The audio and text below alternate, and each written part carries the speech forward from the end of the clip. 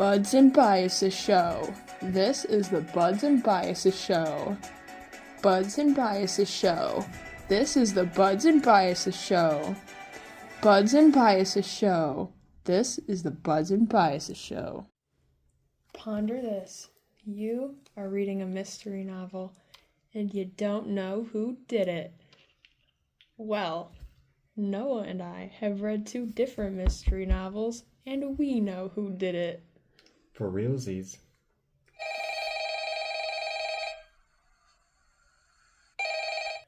Oh, okay. I've been informed that this podcast should be about cognitive biases and logical fallacies, and we're in fact not helping you solve your mystery. So forget everything I just said. We will actually be discussing those. Sorry for the confusion. Let us introduce ourselves. Hi, my name is Noah. I like long walks on the beach, and I chose the book Where the Crawdads Sing. My favorite hobby is playing Fortnite, and my favorite book series is probably Warriors. I grew up on them and they just stuck with me. Oh, and this is my partner Kaylee. Hi, I'm Kaylee. I also like long walks on the beach. My hobbies include sleeping and shopping. I don't know what our hobbies have to do with this podcast, but Noah was insistent that we include them. Also, my favorite book is Pet Sematary, and again, I don't know why we need to be telling you guys this, but yeah. To make it more personal. Yeah. Pet Sematary is 1,000 times better than Then She Was Gone. I mean, Then She Was Gone was my novel of choice and I loved it. Welcome to the Buds and Biases Show. I decided to read Then She Was Gone. Oh, really? Yes, and I freaking loved every second of it. Let me tell you about it. Oh boy, I can't wait. Okay, imagine this. You are a mom named Laurel. You were like 40-something, and not too bad looking. However, your daughter disappeared. Pretty crazy, right? Yes, that is very crazy. Tell me more, pretty please. Fine, only because you asked so politely. So basically, her daughter, Ellie, went missing when she was 15 years old, and nobody really knew what happened. The cops tried to say that she simply ran away. However, Laurel's motherly instincts told her otherwise. It isn't until she meets a new hunk of a man that the lies and secrets start to unfold. That's really interesting. My story was a bit different. In Where the Crawdads Sing, Kaya is our main character. She lives in a marshy swamp filled with trash and muck. She grows up alone with all of her family, slowly leaving her to fend for herself. Oh, that's really sad. I'm sorry to hear that. Yeah, it's a tragedy. Anywho, she starts getting into relationships and craving interaction, and the second relationship gets her into a sticky situation. I won't spoil the book for you though, but yeah, the novel has a lot of good themes including independence, discrimination, and mystery. This sounds really interesting. May I ask a question? Yeah, go for it, only because we need to hit the 2-minute mark. Why is everyone abandoning her? Like, is there a genuine reason? Or is she just that unlikable? Serious question. Yeah, so basically her dad was a drunkard and often abused his wife and kids. Once they got the chance to leave, they got out of there. They all eventually left until it was 6-year-old Kaya and her dad. And after a few years, the dad eventually leaves too, abandoning Kaya with the shack at a young age. Wow, I am so curious. It's probably good that her dad isn't in her life anymore, but I wonder how she will fend for herself. I guess I'll just have to read it. Alright, on to the next segment, biases and fallacies.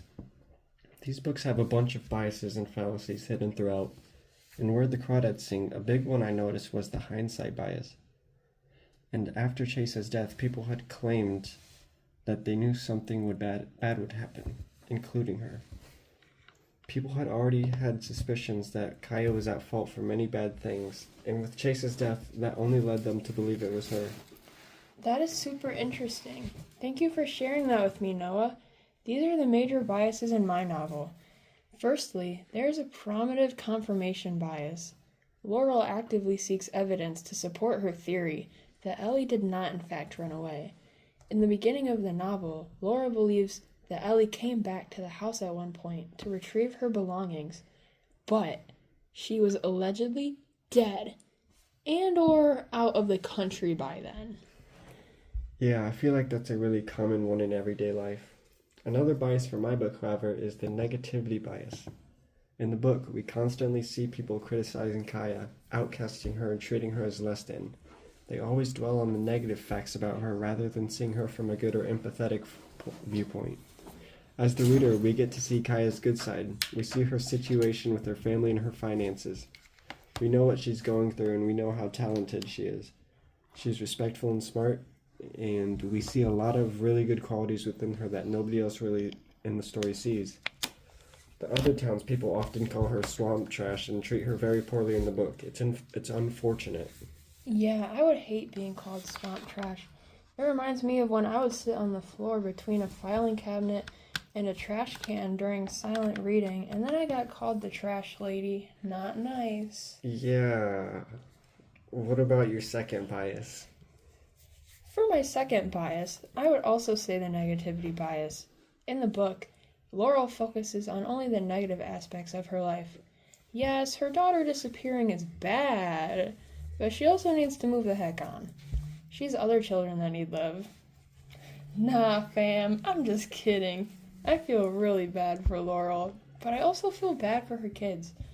Anyway, another example of the negativity bias is how Laurel is suspicious of her relationship with Floyd, her new boyfriend. His daughter looks very familiar to her missing daughter, and she starts questioning everything. Yeah, your book sounds very interesting. It was. Moving on, though. The biases in our books were very similar, which is kind of surprising considering how different our books are. And then she was gone. Major biases include confirmation bias and negativity bias. The confirmation bias plays a huge part in this book because it involves the mystery of what happened to Ellie, which is the entire plot of the novel. There is a bias that is prominent in your book also, where the crawdads sing, which is the negativity bias. Yeah, the negativity bias is a really cool one. In my book, the negativity was about how the townspeople had outcasted Kaya. Ours are a bit different, because while mine is about other people looking down on Kaya, yours is about Laurel looking down on herself. Hers is more of an internal conflict, while Kaya's is more external. Wow, that was really deep. It looks like you were paying attention in class. Mm-hmm. Alright, guys, here come our final reviews. On a scale of 1 to 10, I would give Then She Was Gone a 9. It was pretty good, and I really loved all the cognitive biases and fallacies. I paid a lot of attention to those, and Noah did too. Right, I did. That's true. No, it's not. You're a liar. Anyway, I would say that the biases and fallacies enhanced my reading experience. They made the plot more enjoyable, and I had a lot of fun reading. For me, I don't think my biases really affected the book. I didn't really notice them throughout the book. I think in some cases they may have improved it, such as the negativity bias and how he viewed Kaya differently from the townspeople. That was a really good one. But on a scale of 1 to 10, though, I think I'd go with a 7. It was a pretty good book, but not one of the best ones I've ever read. And there are a lot of books out there, though. So you should definitely go check out this book if you like a little mystery. It could be your new favorite. In summary, cognitive biases play an important part in books. While not always noticeable at first, they do appear. They definitely improve the writing of the book. It's important to recognize these so that you can become aware of bias and its influences on your everyday life. It helps you view life from a neutral standpoint instead of just one. That was very intelligent, Noah. I agree with every single word that you just said. Well, this has been the Buds and Biases show. Join us next time as we will be discussing biases and logical fallacies in the Minecraft movie. Flint and Steel.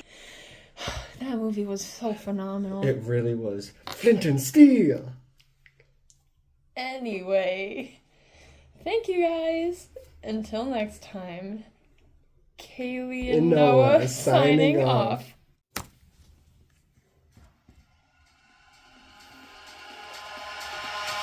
Eyes in the sky.